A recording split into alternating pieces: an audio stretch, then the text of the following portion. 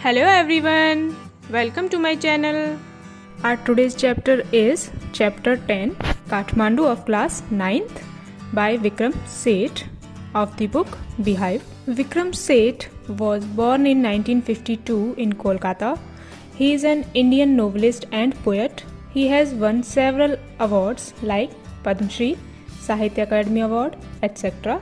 ये चैप्टर विक्रम सेठ के द्वारा ही लिखी एक बुक हेवन लेक से लिया गया एक एक्सट्रैक्ट है। विक्रम सेठ को ट्रैवल करना बहुत पसंद था। इस चैप्टर में राइटर अपनी ऐसी ही एक जर्नी के बारे में बता रहे हैं। राइटर तिब्बत और नेपाल होते हुए चाइना से इंडिया आ रहे थे। ठीक, चैप्टर स्टार्ट करते हैं। जब वो नेपाल पहुंचते हैं तो वो जाते हैं काठमांडू। काठमांडू नेपाल की कैपिटल है। तो वहाँ पहुंचकर वो एक होटल में सस्ता सा रूम बुक करते हैं और फिर वो कुछ आवर्स के लिए सो जाते हैं बिकॉज वो काफ़ी ज़्यादा थक गए थे। नेक्स्ट मॉर्निंग वो मिस्टर शाह के बेटे और नेफ्यू भतीजे के साथ काठमांडू के दो फेमस टेम्पल्स देखने के लिए जाते हैं। उनमें से एक टेम्पल हिंदूज का है और दूसरा बुद्धिस्ट का।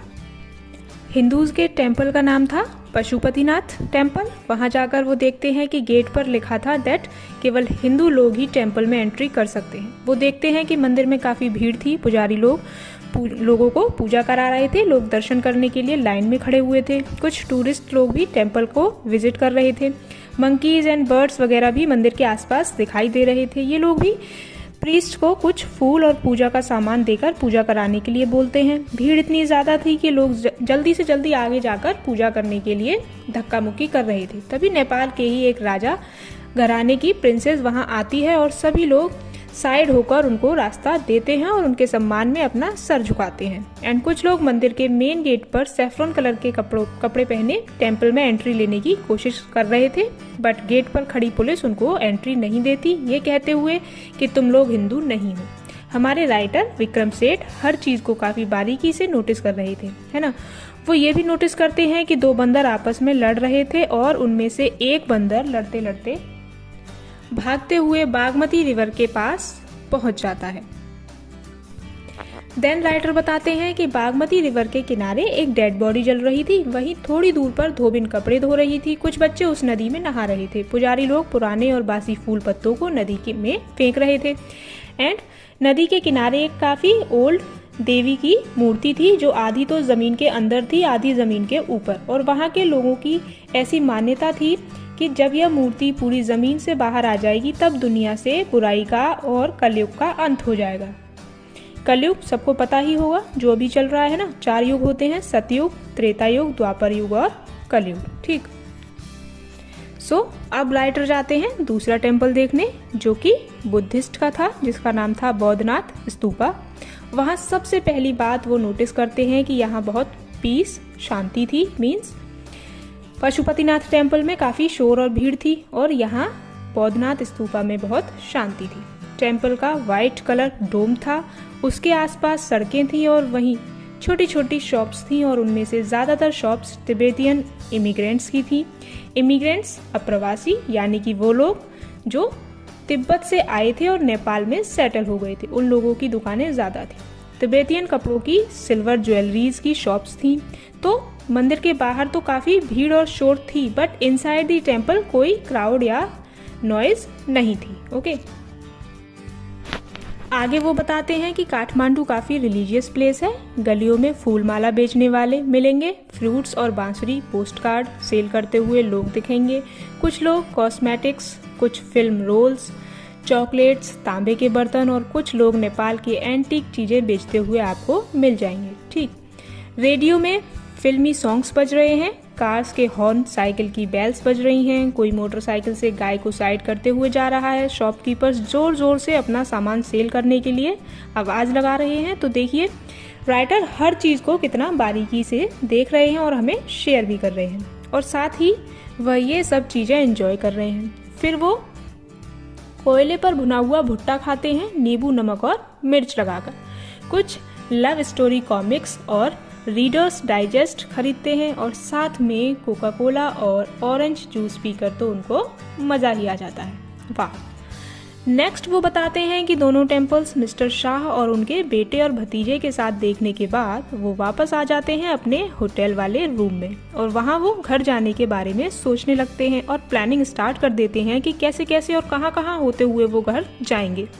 अब राइटर घूमने के शौकीन तो है ही, तो वो यही प्लान करते हैं कि अगर मुझे ऐसे ही एक्साइटमेंट के साथ घूमना है तो मुझे बस या ट्रेन से पटना जाना चाहिए, वहाँ गंगा नदी के दर्शन करते हुए बनारस और बनारस से सीधा इलाहाबाद जाना चाहिए, फिर वहाँ से यमुना नदी होते हुए आगरा एंड आगरा टू दिल्ली पहुँचना चाहिए। एंड अगले ही पल वो सोचते हैं कि थकान बहुत हो रही है, घूमना रहने देता हूँ, सीधे घर जाता हूँ। सो वो नेपाल के एयरलाइन ऑफिस जाकर अगले ही दिन की घर की टिकट बुक करा लेते हैं। फिर वो अपने होटल के चौराहे पर एक बांसुरी वाले को खड़ा देखते हैं। वो देखते हैं कि बांसुरी वाले के हाथ में एक बैम्बू है और उसके ऊपर बहुत सारी बांसुरी अलग अलग डायरेक्शंस में साहिल नाम के एनिमल जैसी लग रही हैं। कंपैरिजन दिखाया है यहाँ पे।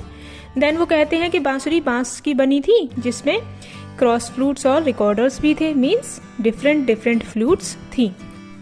और वो फ्लूट वाला थोड़े थोड़े टाइम बाद बैम्बू को नीचे रखता और उनमें से एक बांसुरी निकालकर बजाने लगता और इतने ट्रैफिक में भी बांसुरी की मधुर और तेज आवाज कानों को जैसे सुकून दे रही थी। एंड वो बिना किसी एक्स्ट्रा एफर्ट के काफी इजीली बजा रहा था और बाकी सेलर्स की तरह वो शोर भी नहीं मचा रहा था कि बांसुरी ले लो टाइप।